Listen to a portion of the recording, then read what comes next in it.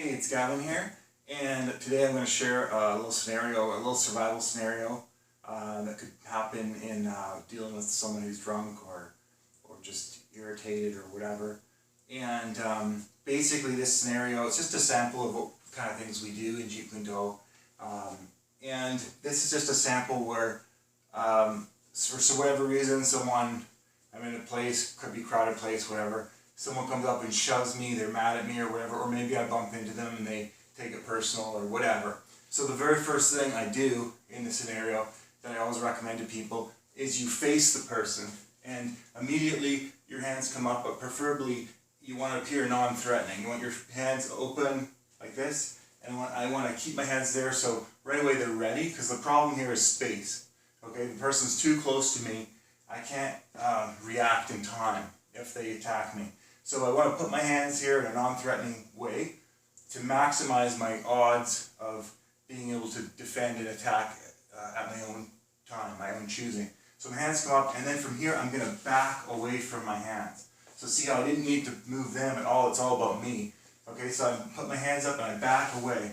This also puts me in a fighting stance, so I have base. Okay, so this is also something to watch for in them as well. If someone approaches you and they're standing totally upright, they're less likely to attack you if they approach you and they're, side kind of, they have a fighting posture, right? So that's a cue to look for when someone approaches you. But anyhow, I'm up here in this position here because they're already, pissed off at me or whatever, and they're ready and they might attack at any moment or they might defend well because they're ready. I'm going to choose to do an eye jab, but I'm not going to rely on it landing. So I'm going to use it as a feint, okay? So what I'm going to do here in this scenario that I just did is I'm going to throw the eye jab. If I land it, that's great, but I really don't care if I do or not, because basically I'm looking to create this reaction. Okay, so what happens there is I'm temporarily freezing their body. So I throw that, and then I'm going to come right into, my leg is going to blast through their knee. Okay, so it's eyes to create a reaction, knee. Okay, from here, any of these could, if they landed, they would stop, but we're just going to do a flow to just sort of see how a scenario. From here, my hands are up. After I blast the knee, I'm going to take my hand and I'm going to sweep it down. If their arms are if they're kind of like this or whatever, I'm going to sweep it down and I'm going to strike, and this one's going to come down and strike, and so on, until I catch it, until I close the distance between me and them. And keep in mind, they might be moving, so I have to chase them down. So I'm going to blow. This is what we call a chain punch or a straight blast. I'm going to blast until I get to their face. Then my thumbs rake the eyes as I reach around, grab the back of their head.